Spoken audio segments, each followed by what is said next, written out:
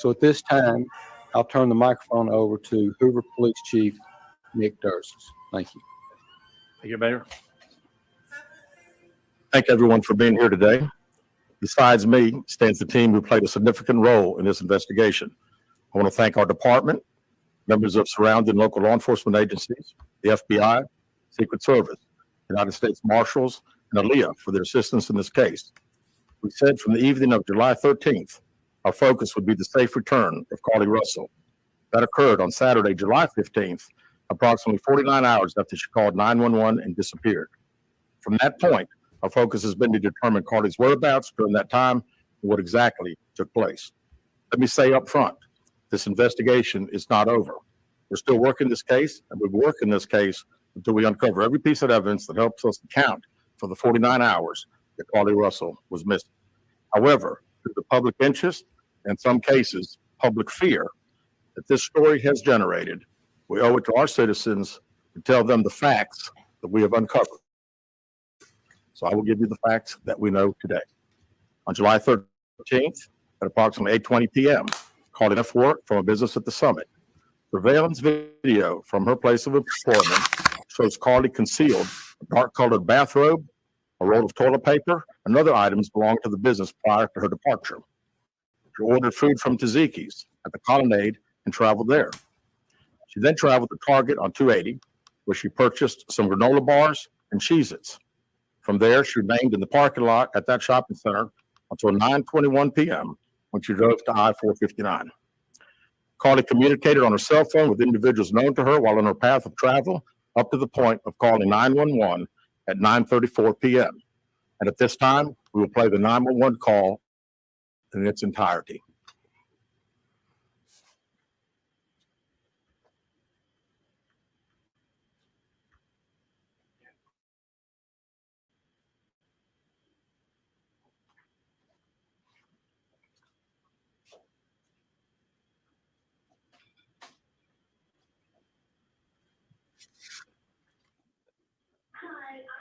On Interstate 459, and there's just a kid just walking by themselves. Oh, hold on. Where on 459 are you?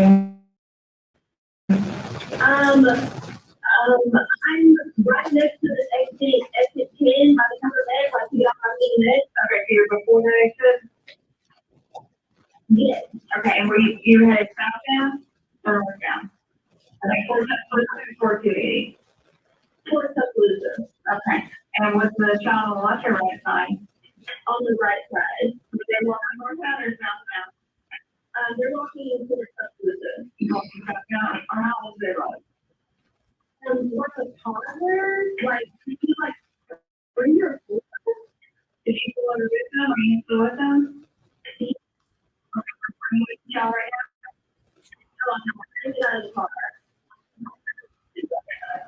Do you mind saying you know what you said? Yeah, sure, yeah. What car are you in? I'm in a Mercedes-Benz. I mean, it's a sedan. Okay. Did you say anything? No. No. Do they look like they're injured? No, they don't. Are you?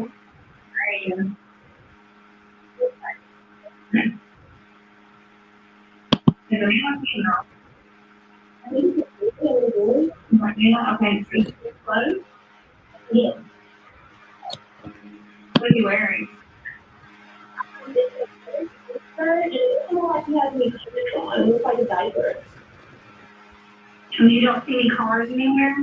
No, no cars anywhere.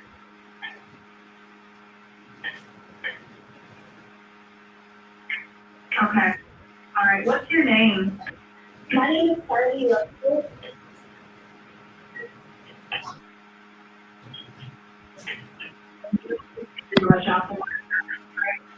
No, but I can't really see them that good. Okay, try to see them on for the best camera.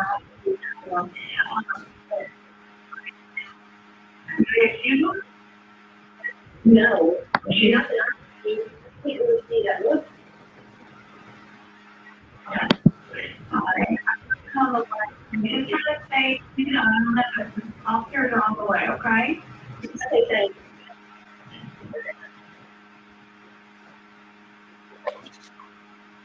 Relative, after speaking with the 911 operator, she went missing during that conversation sometime after 9:36 p.m.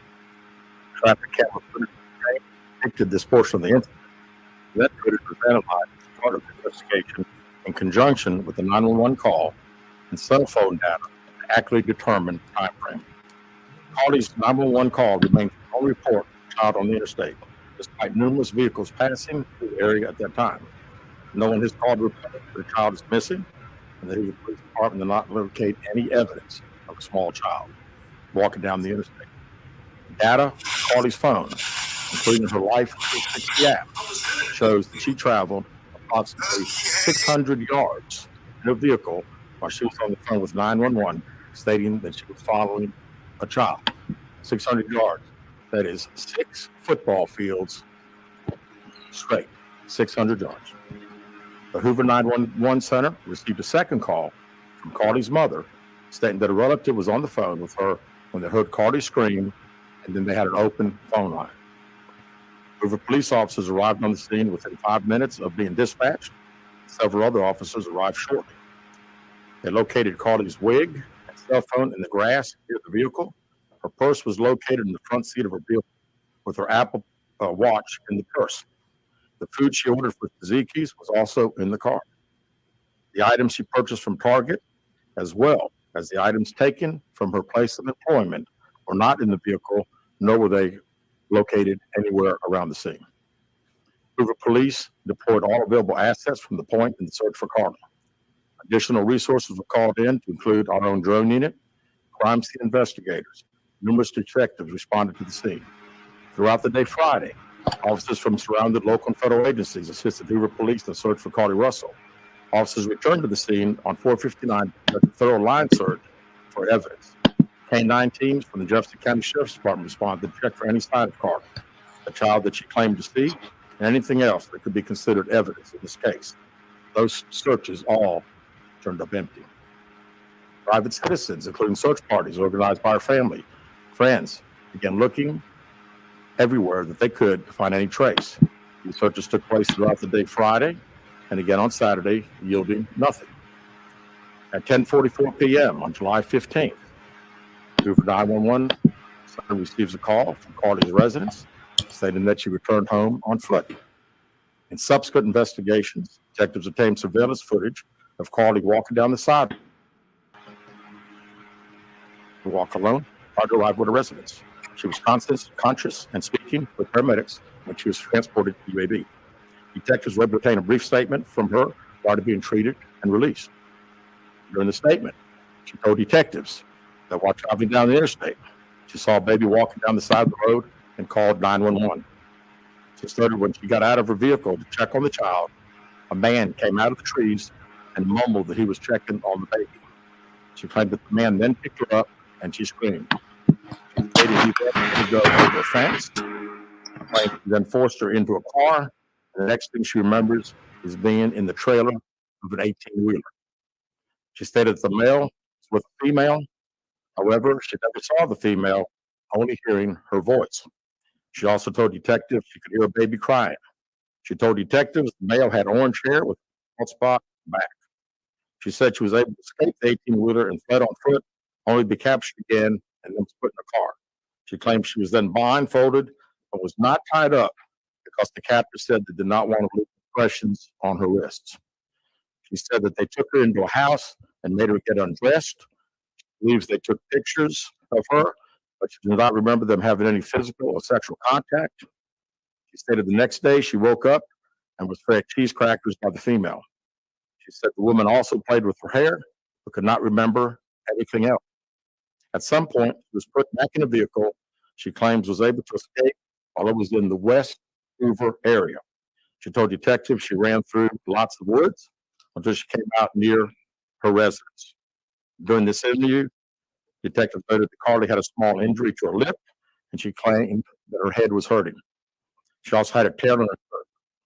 Detectives also noted that she had $107 cash in her right sock.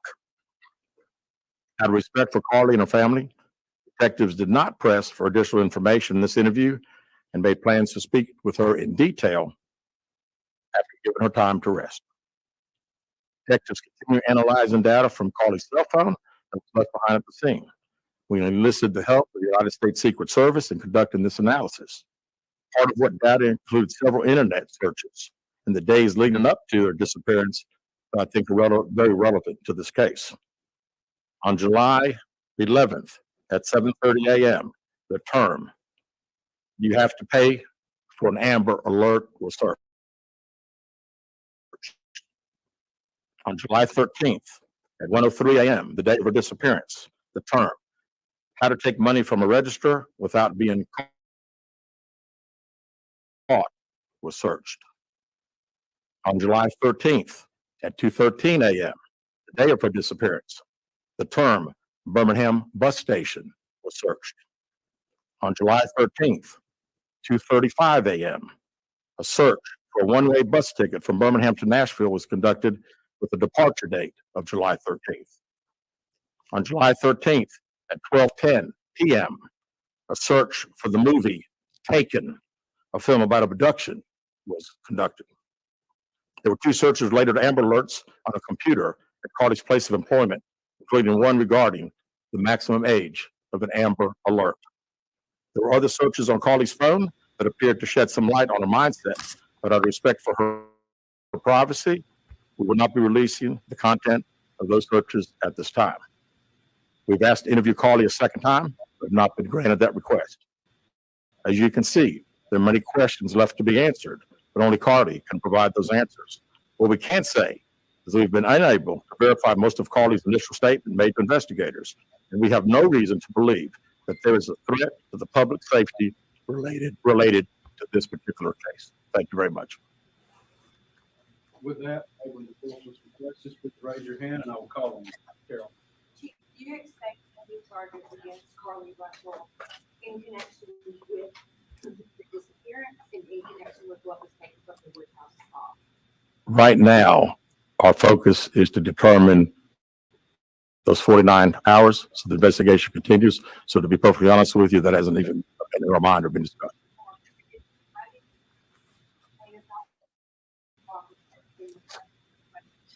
Well, I think the family has stated to us that they didn't think that in her mental state right now, because of trauma of the incident, that she's not ready to talk, is what we've been told. Stated that the abductor had orange hair. Was this abductor black male? Was it female? Black female? White female? I believe it's a white male. Am I correct by saying that? Was it ever? Yeah, white male. Is this alleged abductor yet? Don't believe so. Yes, ma'am. Chief Renegade of WBRC, has a toxicology report been done, and were any drugs or illegal substances found in her system? We have no report of that. Is any indication of mental illness in this case? Not that I'm aware of. There's been a this.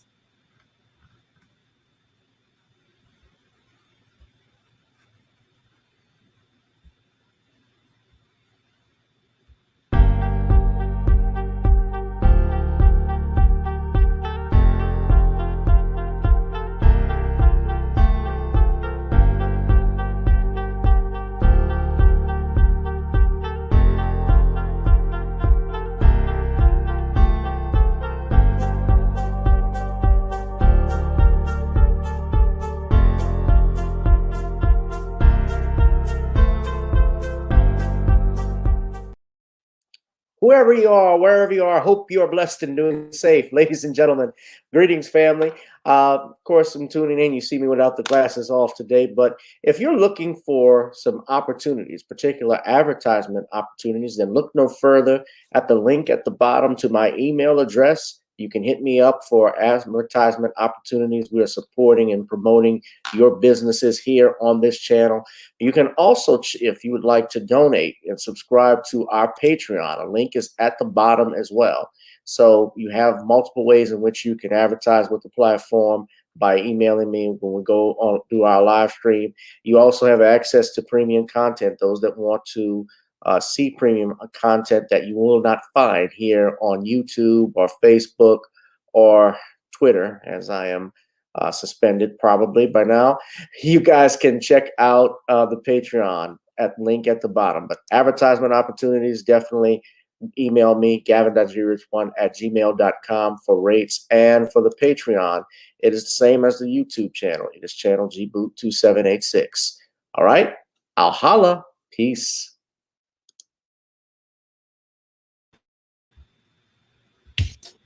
Girl, come on. Gotta dance to the beat. Cause on the dance floor is where we'll meet. Show me what you got.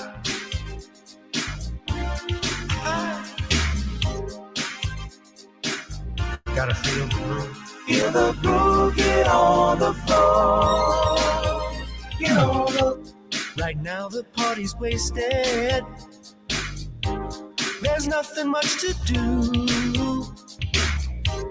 But once the groove gets started, tell me, what do you have to lose? Just look into my eyes, girl, as we glide across the room.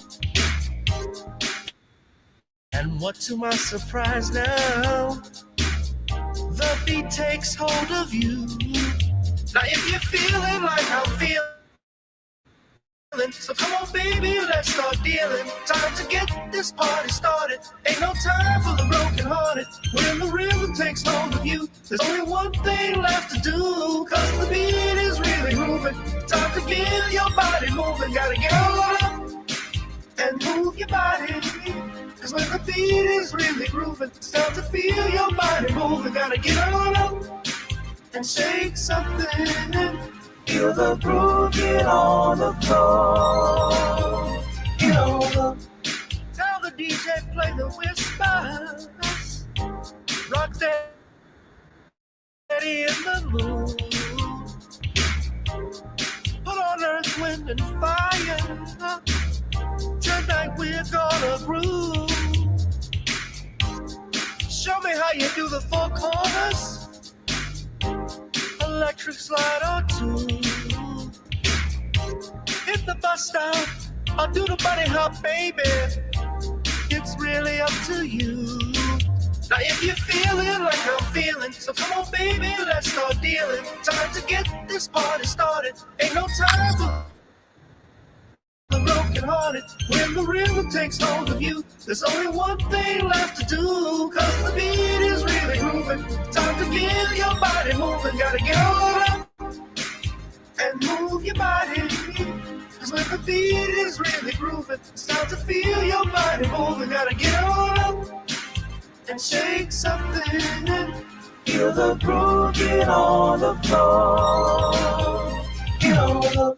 Now, 2020 hasn't been the best year of all times. We've been dealing with death, the pandemic, racism, bad policing, and all the bad rhymes. But like Uncle Snoop once said, if you breathe and you achieve. And so, if you're ready, I need you all to get on up.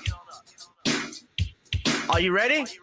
1 and 2 and 3 and 4. Get your butt on the dance floor. 5 and 6 and 7, 8. This jam we appreciate. We're gonna slide and step on the beat. On the dance floor is where we'll be. Feel the groove, get on the floor. Get on up And move your body. Cause when the beat is really grooving, it's time to feel your body moving. Gotta get on up and shake something. Feel the groove, get on the floor. Get on the. Baby, yeah, gotta get on up. Come on, baby, gotta get on up. Baby. Feel the groove, get on the floor. Get on up.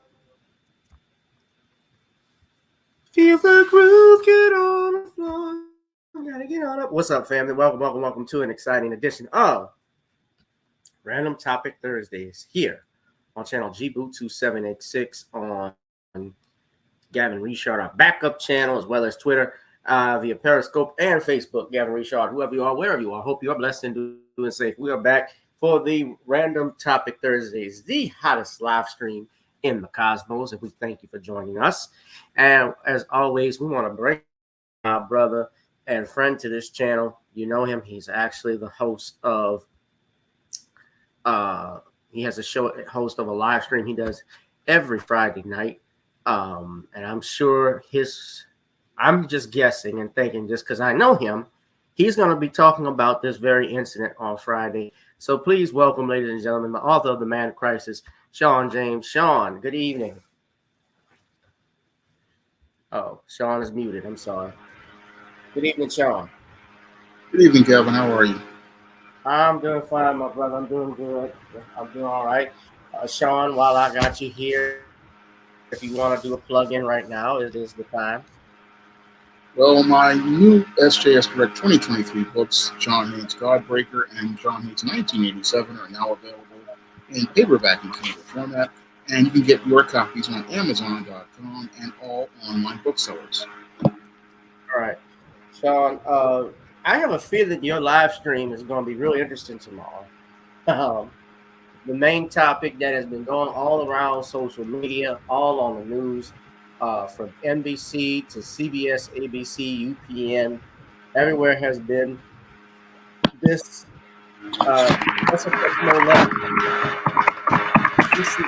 Musty Justice sister out of Alabama.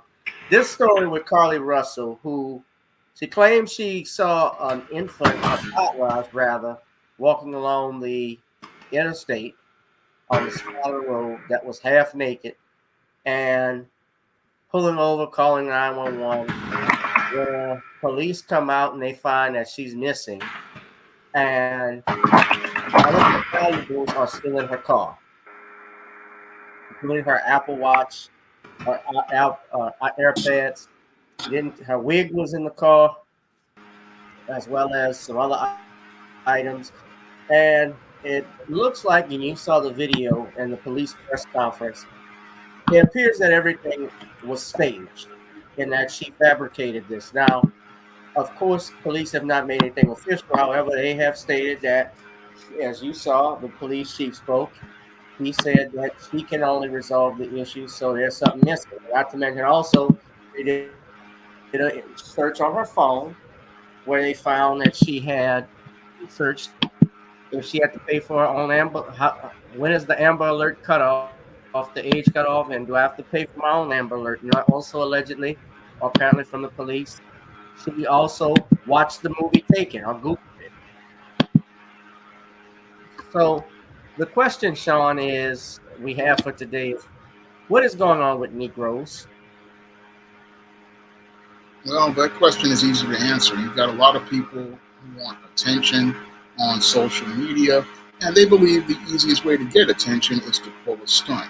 And when I look at this whole situation here, I look at it as a woman looking to, again, pull a stunt on social media to get, one, attention for herself, and two, what she wanted to do was go out here and try to find a way to cover up the affair she possibly was having with a dude as she was going out behind her boyfriend's back. Because I believe the real reason why Carlee wound up fabricating her story is because she wanted to go out here and just have this little encounter with this dude who I think is out here. I think she had a side dude.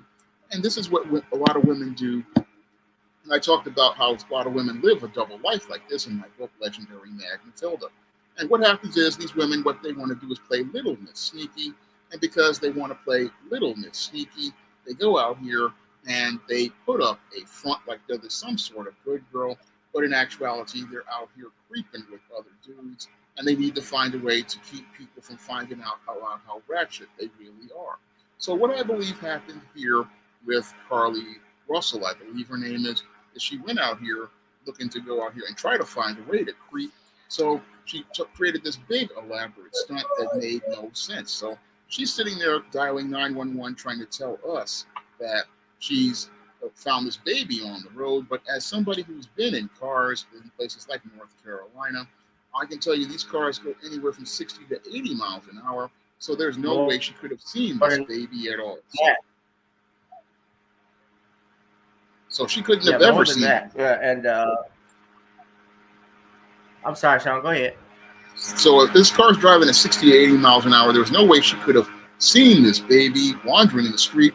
And again, we're on a highway, and she would have basically the baby would have been dead, because at that speeds and those cars on the highway, they're going at 60 to 80 miles an hour. So that right there is a hole in her story that tells me that she's lying. Now, the other thing that tells me that she's lying is that she talked about how these people allegedly abducted her by getting her on the side of the shoulder, and another vehicle stopping at the same time at the same place. I don't really think that's possible on a highway.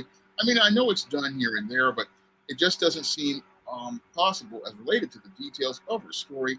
Moreover, when she starts talking about, oh, they abducted her and put her in a car with a woman, so you're gonna tell me that you're not gonna recognize any details of what this woman looks like or what she sounds like. Then they're going to put her in the back of a tractor trailer, and tractor trailers in rural areas, again, people are going to notice this truck being right by itself, and she's in the back of this tractor trailer, and nobody's going to know this or notice this truck standing there. There's a whole bunch of red flags to her story that tell me that it's really not something that could be substantiated, because what I believe, again, is that Carlee Russell basically went out here and was out here creeping with another dude. And what she was doing was, for the last 48 hours, looking to, again, have her encounter with this dude. And as she had this encounter with this dude, she possibly heard about the story in the news and then decided to just show up after having her back blown out and getting turned out by this dude. And now police are looking to do their investigation. And I believe once they do their investigation, they're going to find Carlee Russell was basically lying about the whole thing to cover up an affair she was having with another dude. And I believe she possibly may wind up having to deal with criminal charges as a result of it. Oh, it's in Alabama. Yeah, they gonna definitely pursue charges on them if it's true, if it's proven true. I mean, and look, at this point, I know there have not been charges. Yes, I believe, I always say every person is innocent until proven guilty, but I'm also a realist. And this incident, based off what we have, does not look good so far for her. And it's also a disservice to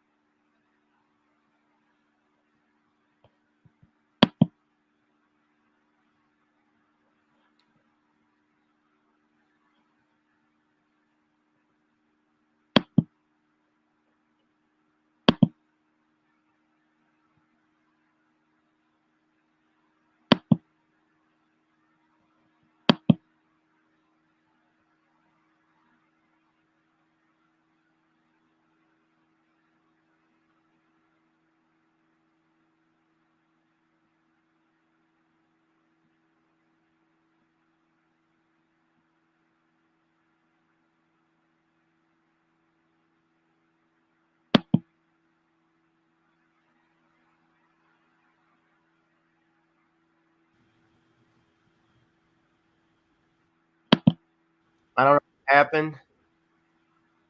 Looks like okay, so I'm back. Can you hear me, Sean? Yeah, I hear you. Everybody can hear me good.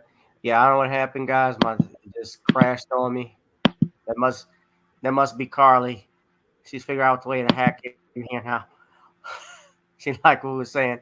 But yeah, as Sean, you was talking, I was talking. What you're saying is absolutely correct as far as the interstate. I mean, I just came back from Atlanta, and cars are going even further than 60 to 80 miles. Some of them push 100, although they go over the speed limit. And the main thing for me is if you look at what happened before, this is somebody, and yes, I know people have there are people who do get sick mentally, but this is not someone, apparently, from all intents and purposes, who is mentally ill. Has all her faculties. She posts on Instagram and Facebook. She takes pictures. She's a nursing student. She also had, am I right? Yeah. If I'm not mistaken. She's educated. She's a member of she's an AKA. She's also, if I'm not mistaken as well, not only just being a nursing student, she works at, well, I'm not mistaken, she worked as a job at a spa where she was seen, and you listen to the police officers speak, taking toiletries from her job. And the boss even spoke and said he's never had issues with her. She's always been an established employee, and he's never witnessed anything that would say otherwise. So I'm gonna play this. So, and this is, I think, another thing that does her in is her parents. Now, I want you to look at the body language on between her mother and her father. The mom does most of the speaking. Dad doesn't speak at all. Well, he speaks, but not extensively. I just want y'all to look at this. Now, yes, this clip is edited. It's a 4 minute and 33-second clip. There's actually a longer interview. I'm not gonna play all of that, but most important part, and this is their interview that they did with the Today Show. Mental well-being.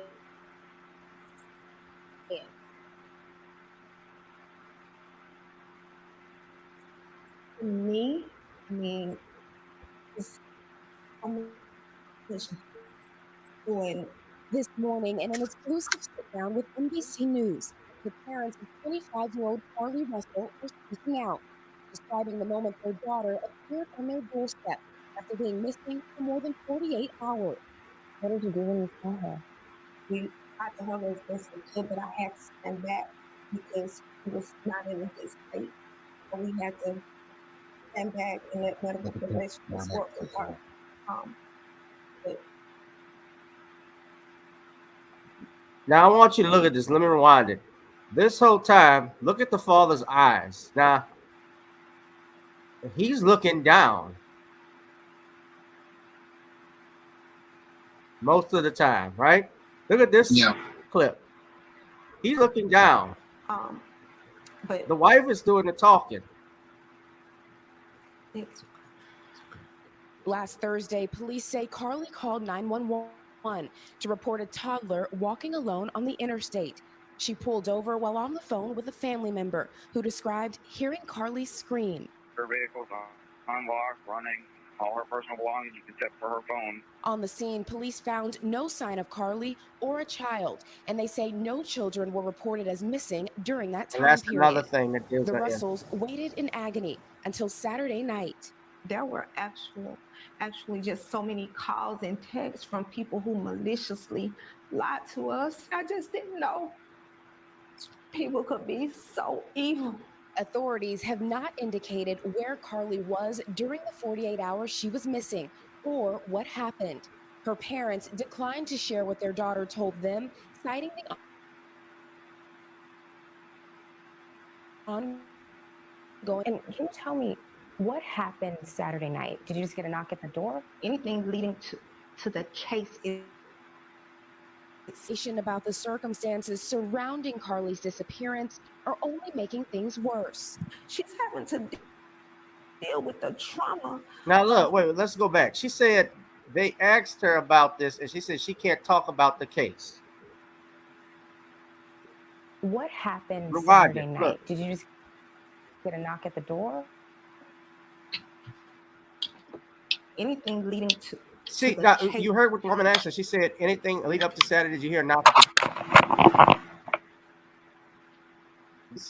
Anything dealing with the case, we can't comment. But that's a simple question to me. Nobody. She didn't ask her about the case, did she? She asked what happened at Saturday night. How did it happen? Listen again.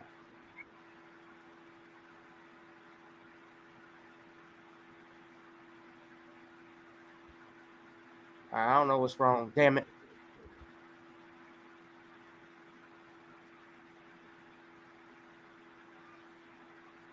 Sorry, I don't know what happened. All right. This, I hate this. We turn now to a case we've been following. It's a very strange wild. one out of Alabama. For the 48 hours she was missing, or what happened. Her parents declined to share what their daughter told them, citing the ongoing investigation.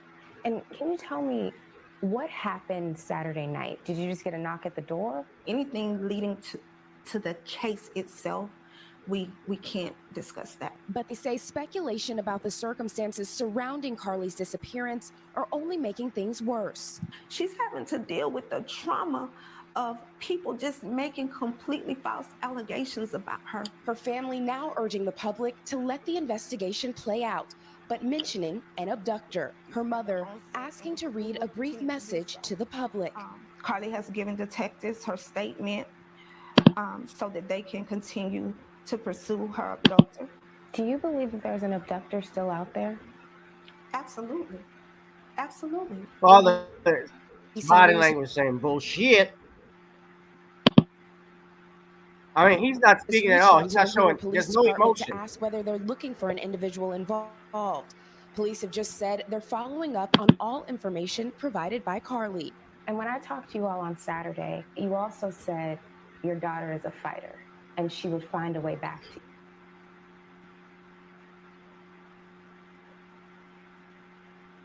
you.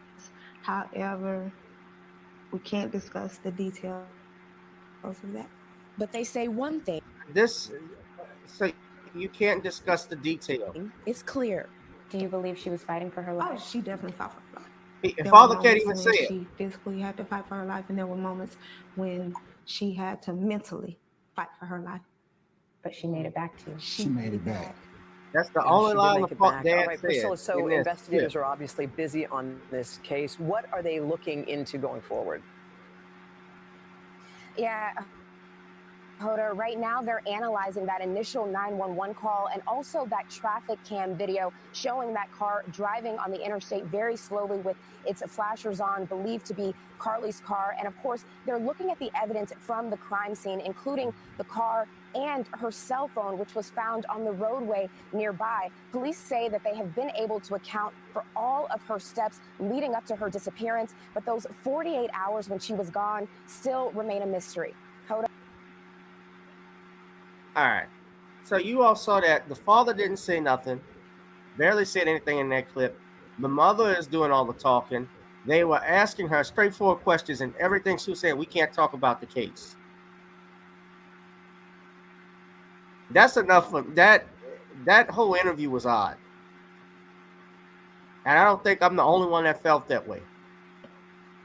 When you saw it, Shawn, I mean, the parents' body language, to me, and yes, you can call me speculating all you want, but this is just my opinion. It felt like they knew the jig was up.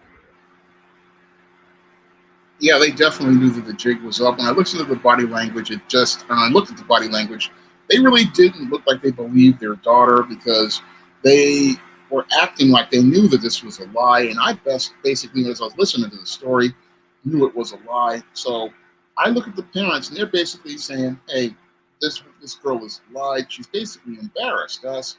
And now they're just trying to just make some cover to try to save face. But they basically know that their daughter lied. And now they're possibly coping with the whole idea of their daughter living a double life. Yeah. And they're probably wondering how deep this goes.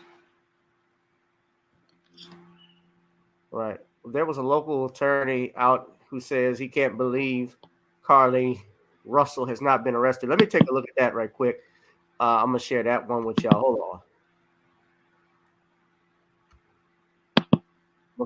I'm going to move on in a second.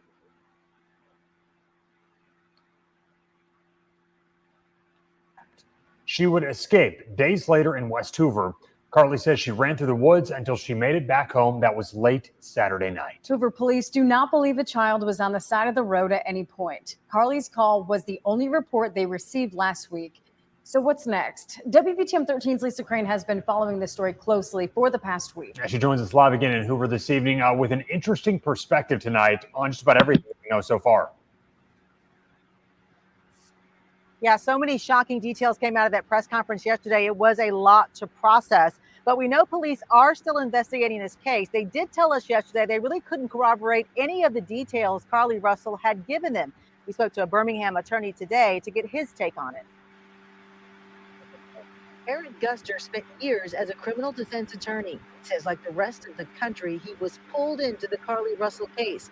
He says while police didn't come out and say it at the press conference, the message was clear. She said she was kidnapped and the kidnapping didn't happen. Our citizens are safe. There's not a kidnapper out there. So they use every almost synonym for lie except saying she lied. He says the search for Carlee wasted the time and money of law enforcement and concerned community members. The father of murder victim Anaya Blanchard wrote about it on his Facebook page, saying his wounds had been reopened and it wasn't okay to bring his family into the search. Imagine going and searching for someone and they're off doing something else and they're never in danger. And you're thinking about saving this person's daughter and yours was not saved. Beyond danger, people live it. Guster says he worries this case could affect future missing persons cases. It's going to be much more difficult for African-American women to be believed. And it may actually decrease the number of actual reports of things because people are already afraid that they won't be believed. He says right now, Carlee needs an attorney to advise her on how to respond to police. If I was Carlee's attorney, I would speak for her. I would not allow her to speak to the police because anything she says can and will be used against her. I would speak for her. I would go to the mayor. I would go to the police chief and figure out if there's something we could do. That's what I would do. Now, Guster says the police chief outlined 3 crimes that they believe Carlee has committed. That's theft, lying to authorities, and filing a false police report. He says he is shocked that Carlee has not been arrested on those charges. Live in Hoover, Lisa Crane, WV. Oh God! When the black lawyer can't defend you, you know you're in trouble. We got 2 black lawyers saying this. Yeah, this was BS, man. I mean, the parents know the jig is up. Basically, this is the female, Justice Smollett. And her search history made it worse.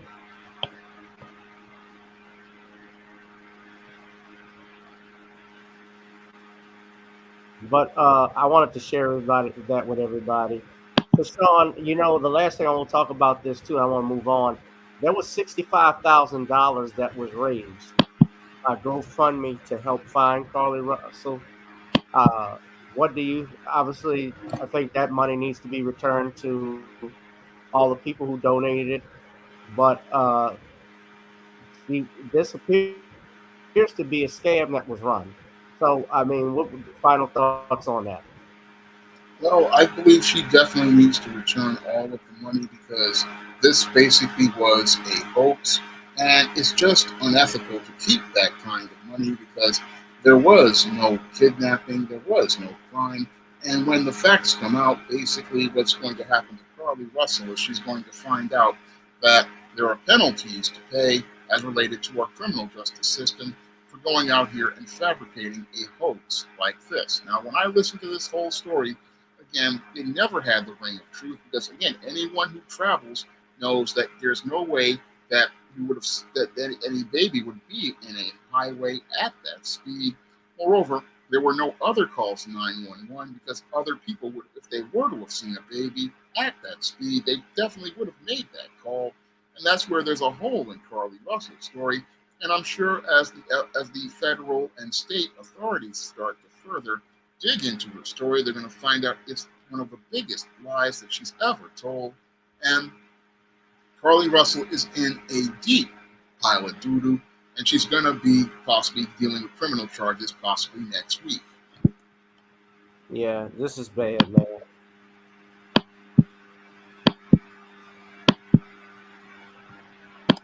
Yeah, possibly. Hit that like, share, subscribe button, man. We're going to talk more about this. Leaves blowing around your house. That's the fan? Yeah.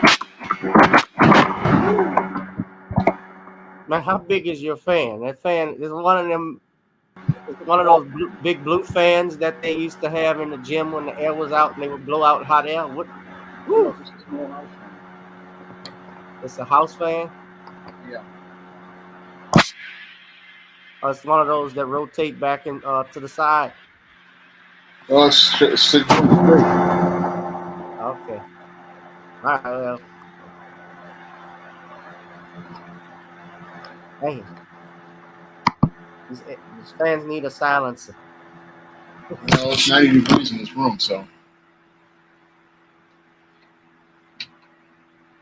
But that's a little bit better. That's the low speed. All right, well. Okay. The air conditioning is not working? I don't have air conditioning. Oh, that explains it. Okay. I got HVAC. I'm blessed. Thank God I'm blessed. But yeah, man, keep the.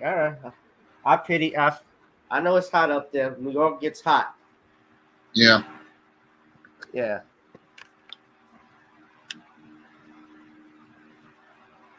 Well, hit that like, share, and subscribe button, ladies and gentlemen. We're going to move on to our next topic. I got to point this out, too. I just noticed, Shawn, I've lost 10 YouTubers. I had 1,360. Now I got 1,350. YouTube is scrubbing my channel. Y'all scrubbing my channel. I ain't even played nothing that you could call hateful, and y'all scrubbing my channel, man. They do that to every black channel this time of year. Yeah. They did that to Professor Black Truth. They were attacking his channel for stuff. I'm about to play. So hit that like, share, and subscribe button, family. Please donate to the Cash App, PayPal, or Zelle. We're going to move on to our next topic, Shawn. All right. It has been over 27 years since the death of Tupac Shakur. Those that remember, Tupac Shakur was attending a boxing out in Las Vegas where he was gunned down with Mike Tyson's Bruce Sheldon fight. I remember as a kid where he was gunned down afterwards on the Las Vegas Strip. No arrest had ever been made. While witnesses had spoken to the police, no formal arrests have been made. Suspects have been made public and so forth, or alleged to have done the crime, but either those persons are dead or the leads have gone cold. Well, recently, it was announced that that police in Nevada executed a search warrant at a house for a possible suspect. Now, this is 27 years after his death. So we're going to talk about this search warrant, ladies and gentlemen, right now that was executed. And we're going to hear more from this video, courtesy of ABC7. So let's go ahead. Let's go ahead and play that real quick.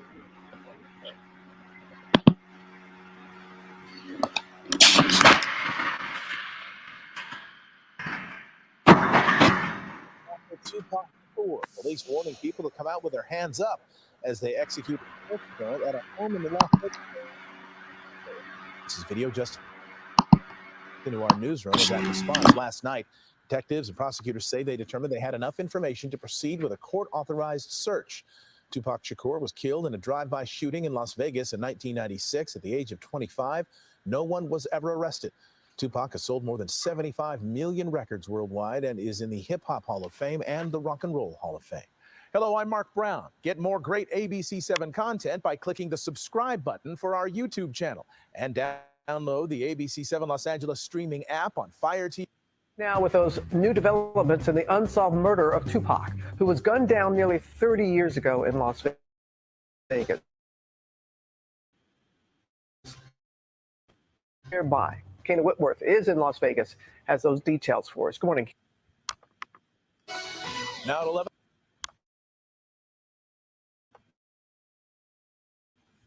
A potential new lead in perhaps the most famous unsolved murder in Las Vegas history.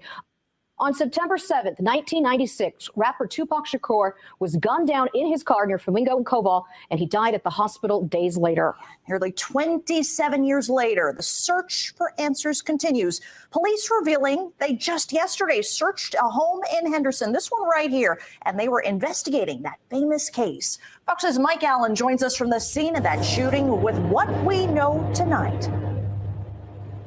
Yes, Kim Jacqueline. So it was nearly 27 years ago that at this intersection on Flamingo and Koval, Tupac was gunned down.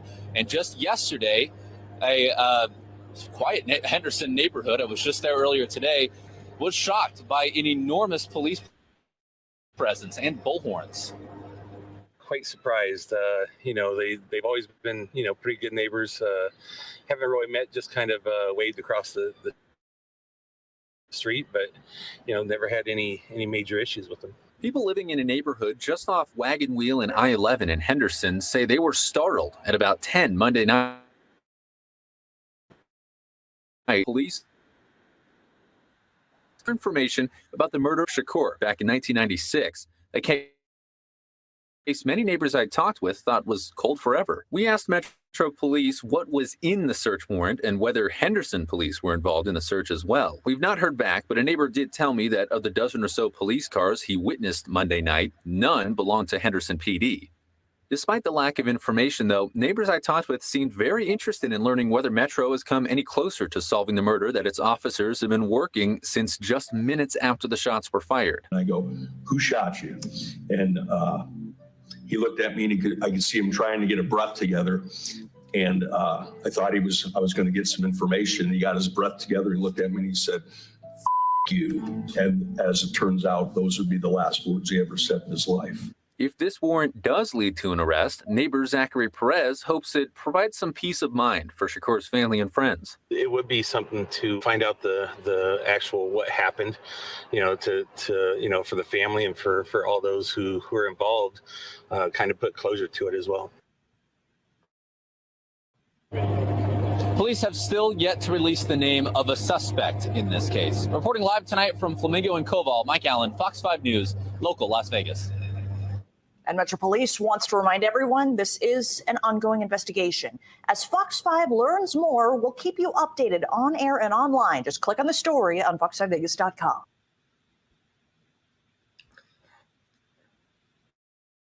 Well, this is the type of police work I certainly wouldn't want. Solve my murder 27 years afterwards. Let's be real, they didn't do a good job of it when it happened.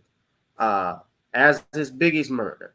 There have been movies, there have been documentaries detailing even how law enforcement had alleged or supposedly been involved in covering up both Biggie and Tupac's murders. And sadly and unfortunately, the families of both men have not gotten any justice. Shawn, I looked at this search warrant. I wouldn't call this a nothing burger, but it's almost like it's 27 years. It's 27 years too late. Yeah, I would believe it's too late, and I don't really think much is going to come of this at all. It's just them just putting out some information in the news to keep things relevant as related to the story. But I believe on all sides, nobody really wants to find the murderer of Tupac Shakur, because I believe that there are people who are part of that gang or lifestyle who don't want anybody to know because they don't want any skeleton bones coming out on them. There are people as related to Tupac's entourage who don't want stuff coming out on them. And then there's the police department, which really doesn't care because it's just a black guy who wound up dead. So I believe not much is going to come up with this. Yes, they'll talk about it in the media as related to it being a big story, but I don't really see anything coming out of it because the only thing that we're going to get is more conspiracy theories as related to Tupac and related to the overall his passing. All we're going to get are more conspiracy theories and more speculation, but I don't really think anybody's going to give up any information on anybody that's going to lead to any sort of arrest or any sort of prosecution at this point. Well, I think one of the top suspects, that Orlando guy who they said was involved, I think he's dead. Yeah. I'm not mistaken. Now, he was the one that Tupac beat up inside the MGM Grand. Remember, they were staying there for the Mike Tyson fight. And Orlando Anderson, that's the one who everybody thought killed Tupac allegedly, and he was the prime suspect. But I will say something too that is true. Dick Gregory mentioned this, but on one of Brother Ron Hurt's channel, but I've even read about this too. Tupac had a background dancer named Kashif who told the police everything he saw. When he did that a few months later, did you know that he was killed out at his farm in New Jersey? I heard something like that. It happens. I think that was interesting. That was it. Now that was very interesting. This is Orlando Anderson, by the way. Now he is from Compton, California, so I don't know what he would have, if anything, to do with Las Vegas. Obviously, he was out there when the incident happened. He was the one that got beat up because he had taken the medallion or assaulted. I'm sorry, he assaulted Trevor Lane, who was a member of Death Row Records. But that is Orlando Anderson, and eerily enough, he looks a little bit like Tupac. Yeah. Now he was a gang member, and he died by the bullet. And at a young age, at 23, Tupac was 25 when he was killed. This man was 23. Orlando Anderson was 23. Babies, kids. Well, I take that back. No, these are not babies. These are men. Young men. So, no, I don't know if anything will lead to it, but I think they're executing it so late now. There is no statute of limitations on a murder, on homicide, as you are aware, Shawn. So, let's be real, there have been some murderers who have been caught 20, 30, 40 years, even after that situation. We look at a perfect example would be Byron Della Blackwood, the man who shot Medgar Evers. We also had some Nazis who were involved in the Holocaust in the 90s that were prosecuted. So, I mean, yes, it's possible. If there are people alive who were complicit in Tupac's murder, they were principals, they can be charged, even if they were accessories after the fact, because there's no statute of limitations on a homicide. And I further any developments, anything by the police department to, I guess, solve this case if it's going to lead to something. I could be wrong, but do I see it personally? Do I think that it just comes off? No, it just comes off as it's a nothing burger. That's just how I feel. But it matters to Tupac Shakur's family. They don't see it as a nothing burger. So, if it leads to hope of something and something positive comes out, then I look back at this and say, hey, I was wrong. Good for them. Glad they caught him. If it's true they got the killers, good.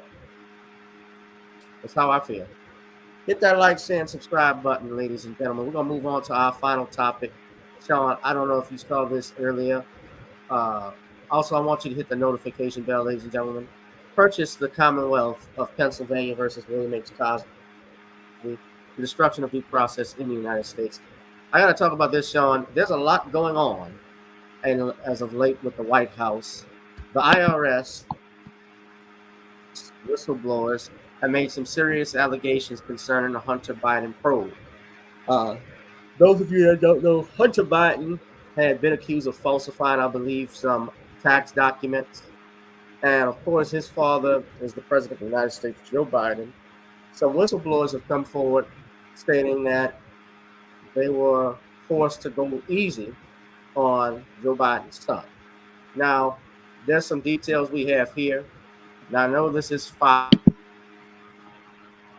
News that is going to say this. So instead of playing from them, I'm actually going to look at some other sources, just so you all know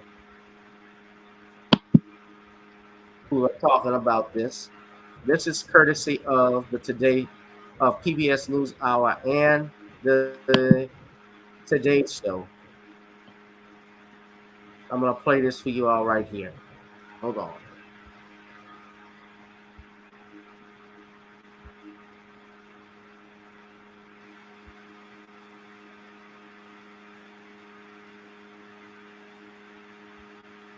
For more than 2 hours, two IRS investigators who say they have no political motivations claim their superiors and federal prosecutors stood in the way of an investigation into the president's son, Hunter Biden. At every stage, decisions were made that benefited the subject of this investigation. Joseph Ziegler, who is coming forward publicly for the first time, and Gary Shapley testified under oath that the evidence they uncovered connected to the president's son was damning and worthy of federal charges. It appeared to me, based on what I experienced, that the U.S. Attorney in Delaware in our investigation was constantly hamstrung, limited, and marginalized by DOJ officials as well as other U.S. attorneys. With Republicans seizing on the allegations, you know whose story hasn't changed? These two guys. Democrats on the panel did not question the credibility of the witnesses' claims. I think that they're honest witnesses, they're public servants. I don't question their integrity. But argued they are investigators, and prosecutors are the ones who get to make the call on indictments. Well, that's standard. Investigators and prosecutors disagree all the time, right? I mean, and so the prosecutors are the ones that make the decision. Shapley and Ziegler testified that U.S. Attorney David Weiss, a Trump appointee, told them he did not have ultimate authority in the case, a claim Weiss has rejected in 2 different letters to Congress, and Attorney General Merrick Garland backed up. I'm saying he was given complete authority to make all decisions on his own.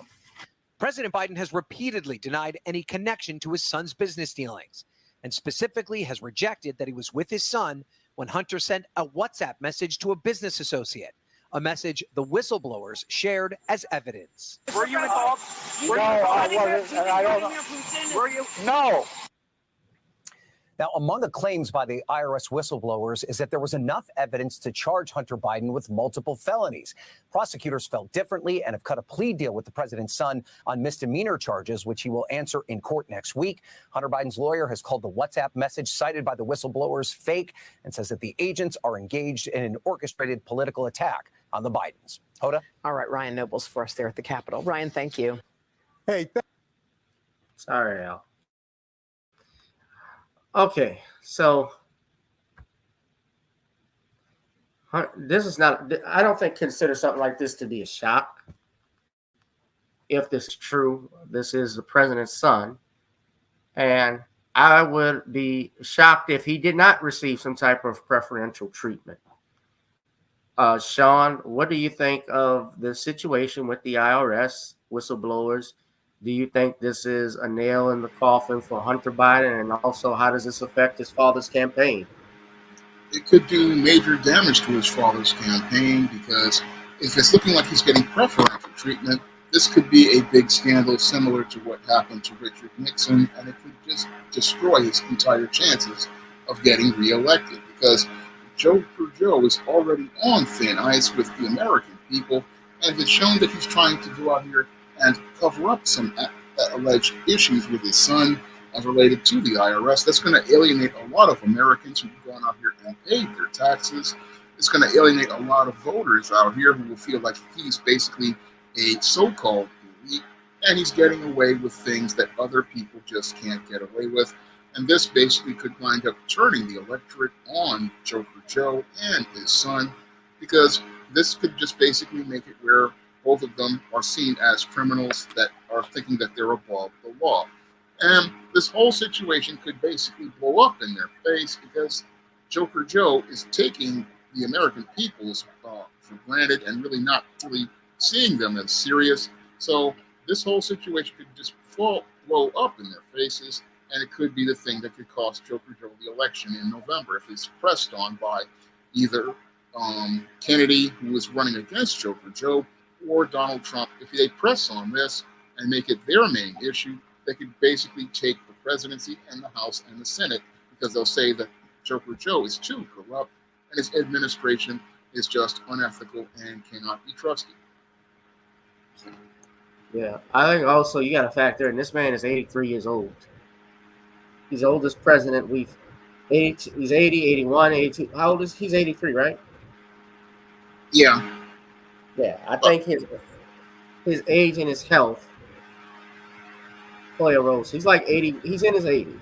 So I think that factors in as well. And can this Biden administration be trusted? A lot of people I've read, even right now, Shawn, do you know that black votership, has gone down? They even have Jim Carville talking about it, Skeletor, as I call him, talking about it on NBC. And I think even with Biden, he knows that black votership is down and support is down for him, except with that older crew. Well, he did it to himself because he blew the black vote off, and he also underestimated the power of new black media. Yeah. I mean, Joker Joe, when he threw a middle finger up at black people in 2020, thought he could have these Latinos, thought he would have these Asians, thought he would have these other groups to go out here and be his new voting base. But he's finding out that by alienating the black voter, he's basically going to wind up putting himself in a situation where he may wind up losing in 2024, because the way he threw a middle finger up at black people and didn't give us any tangibles whatsoever and blew us completely off, this may come back to haunt him later on, because the only people interested in voting for Joker Joe are these old Negroes who are part of a baby boomer generation, and that group is basically dying out at this point. So Joker Joe may not have the support he had in 2020. There's no Donald Trump he can go out here and say that it's messing up the country after he's messed it up himself. So this may be the beginning of the end of Joker Joe, but he may not even know it. No.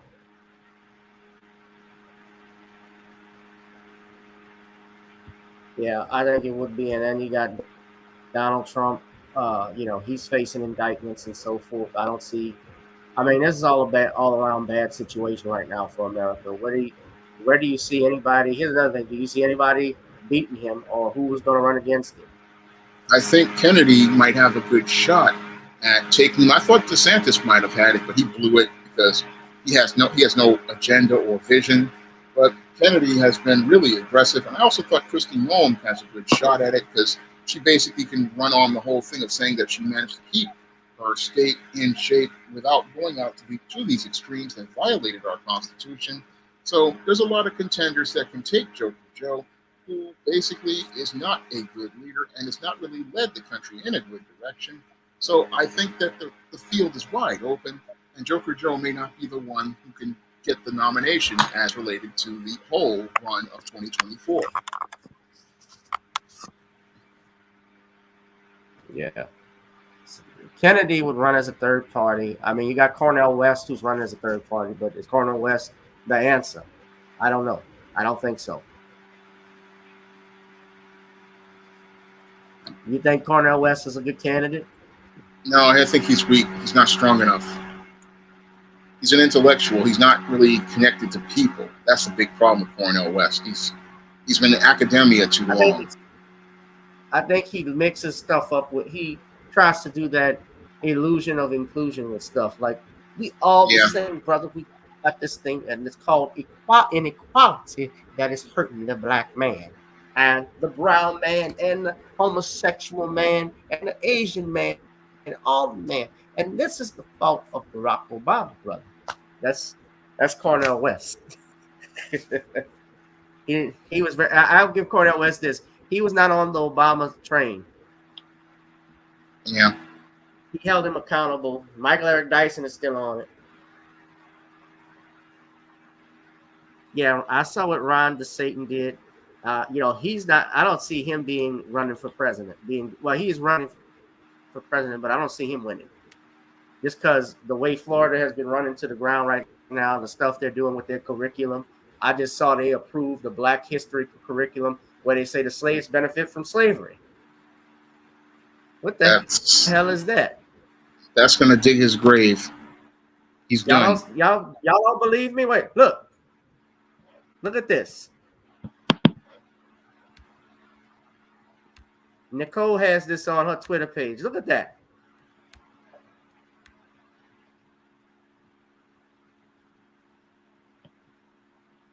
Yep, he's done. That right there. He's been done before the election even started.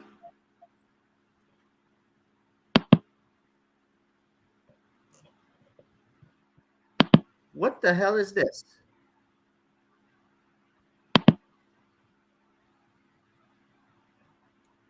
You tell me, you think he would do this? You think they would do this to the Jewish community and say that the Jews benefited from Nazi Germany? That they benefited from having Adolf Hitler as the Führer? Or Himmler's decree of racial purity? Y'all think they would benefit this? They would put something like that in schools? Daughter. How the Chinese enjoyed the Japanese occupation in World War II.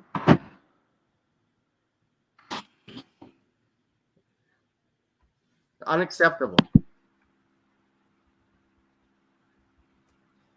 This is disgusting.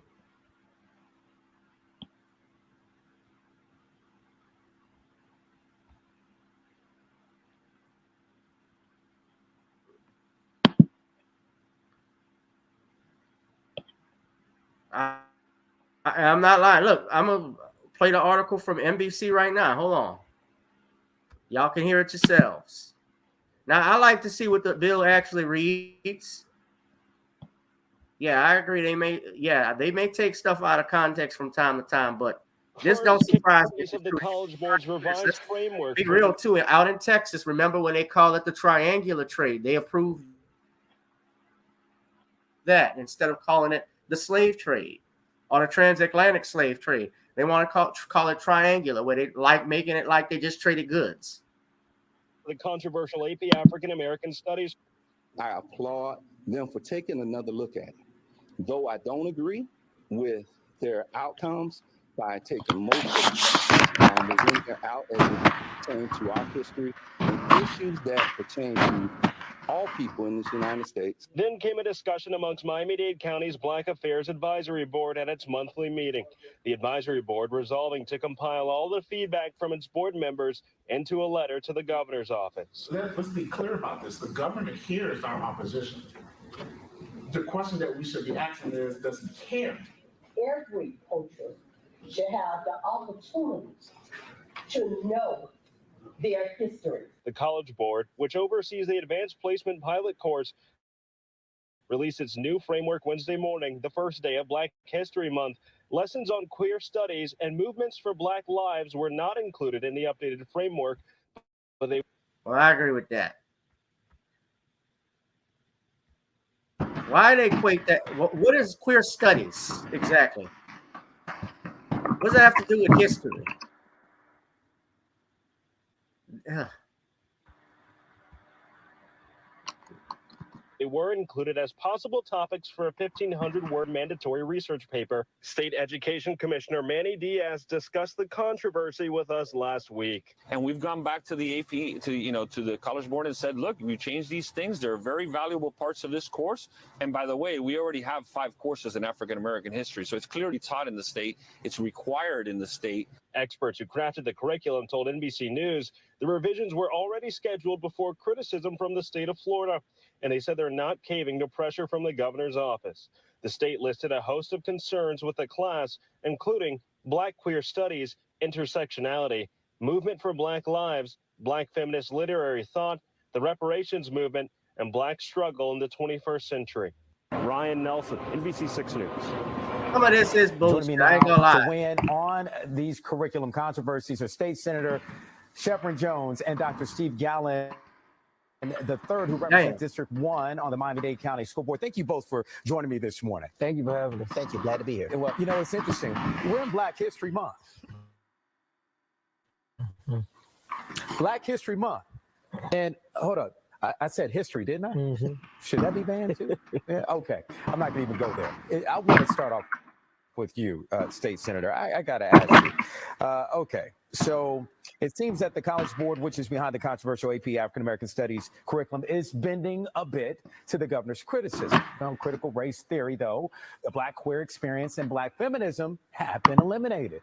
The study Black Lives Matter is now optional, and the topic of Black conservatism has been added. So Your thoughts on all of this? Well, I think it's important that people understand that how these AP courses are, how they come about. It's not just haphazard. A group of experts spend time in creating these curriculums. As a former AP chemistry teacher, I remember sitting in the workshops and as a practitioner and bringing those same curriculums to the students, piloting them, and then releasing them to the entire body for those who opted in to take the classes. What the governor is doing right now is far greater than just a Florida AP African American Studies thing. This is the governor trying to make a national statement.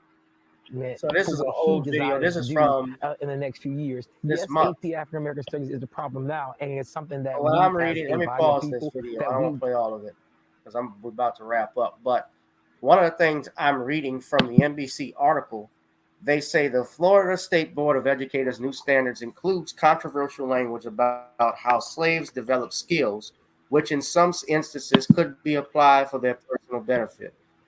According to a 216-page document about the state's 2023 standards in social studies posted by the Florida Department of Education, I have put that in the chat.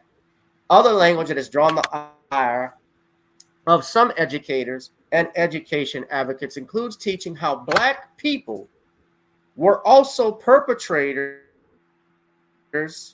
of violence during race massacres. The language says instruction includes acts of violence perpetrated against and by African Americans, but is not limited to the 1906 Atlanta race riot, 1919 Washington, D.C. race riot, the 1920 Oki massacre, the 1921 Tulsa massacre, and the 1923 Rosewood massacre. I want y'all to think long and hard about this. What's going on? They want to say now that the race riots were partly our fault. We're to blame for that too. I'm looking at it right here.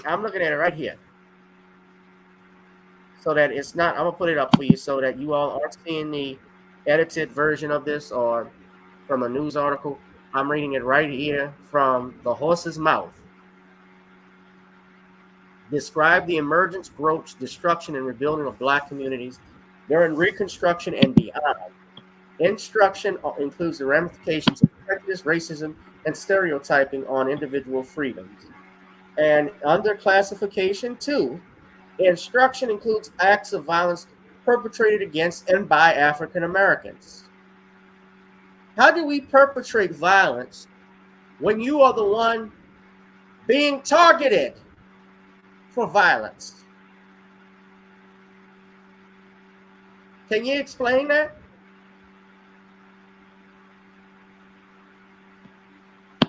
This would be like saying the Jews were being put in the oven, but hey, they had Jews that were helping Hitler too. Excuse me? The Jews, yeah, they were being put in the oven, but they shot back at the Nazis. They shouldn't have done that. Are you freaking kidding me? That's self-defense if they did that.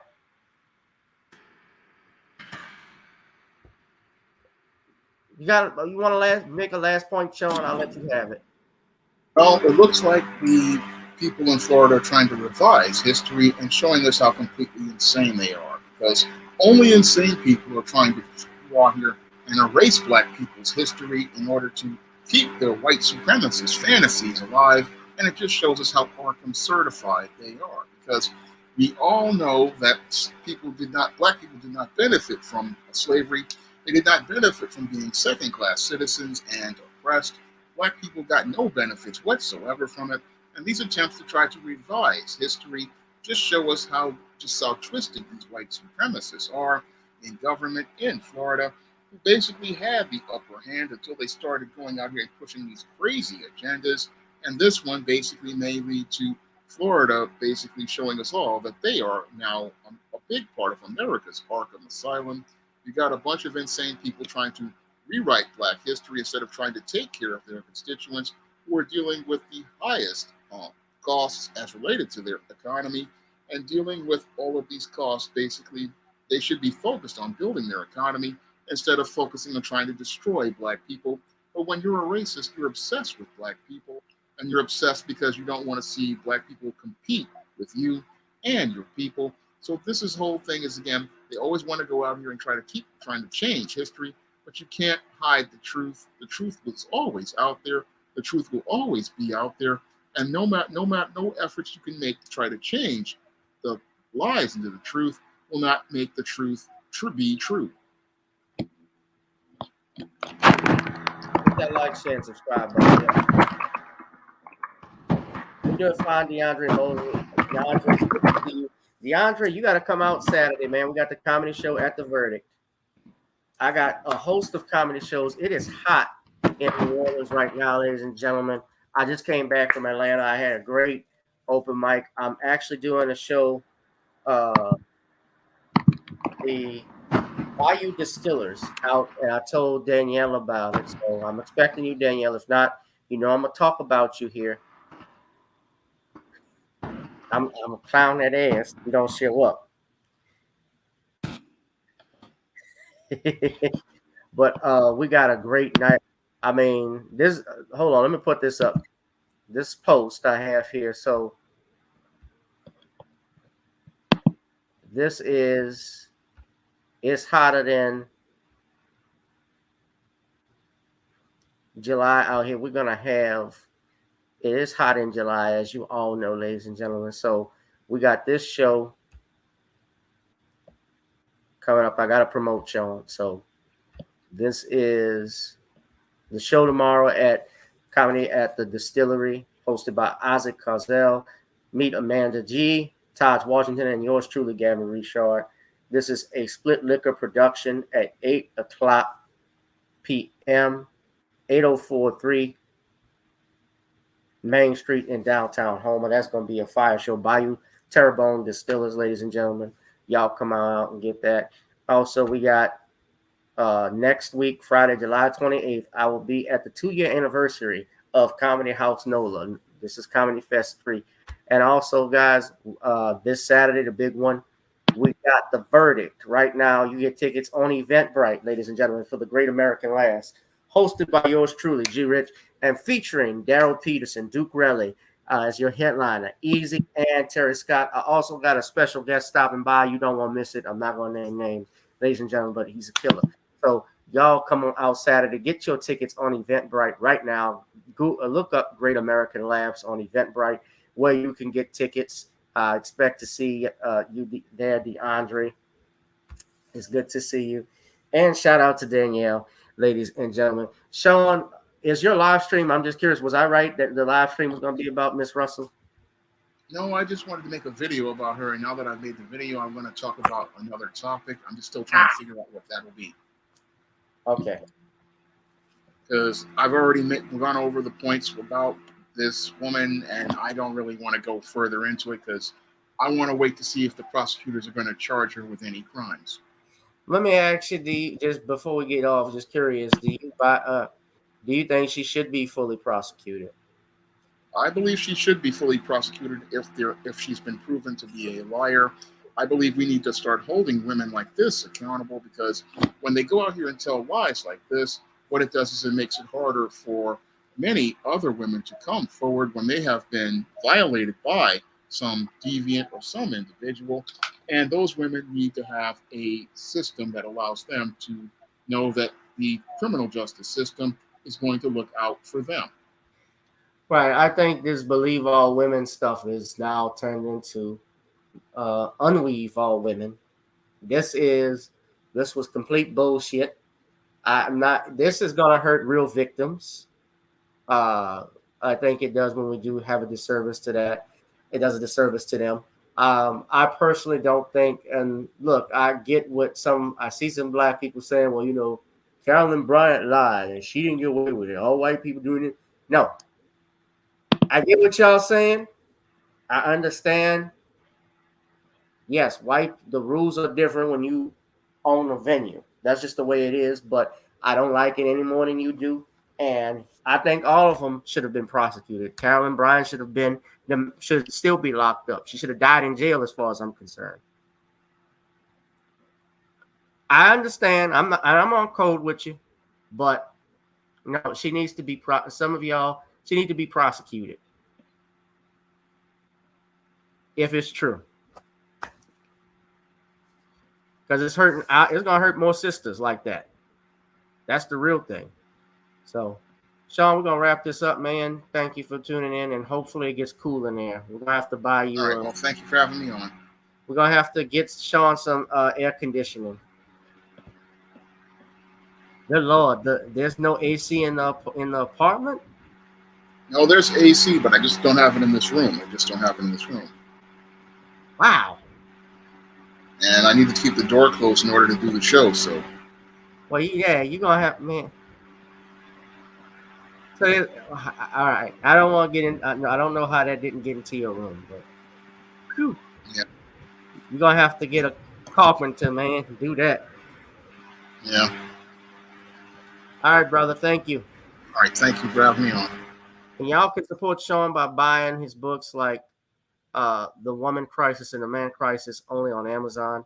And of course, ladies and gentlemen, you can buy my books like The Commonwealth of Pennsylvania versus William H. Cosby Jr. on Amazon. Ladies and gentlemen, Amazon Kindle. Get that book. Get that book. That is a must read. That is a must read. Of course, by Gotta Get On Up and Video Soul on iTunes. And last thing I want to say, always please find a way to support our channel by donating to the Cash App, PayPal, or Zelle. Be safe, ladies and gentlemen. Be one. Be blessed. I'm about to roll out because I got some other stuff I'm going to do. Shout out to my friend Kyle Shelley and his family. If they're all watching, God bless y'all. Salute and rest in power to their patriarch, Mr. Deacon Caesar Shelley. Shout out to him. Rest in power, sir. All right, fam. I'm going to get out of here. Y'all be one, be blessed, and be safe. Shawn needs a humidifier. He needs one of them towel those cold towels. Shit.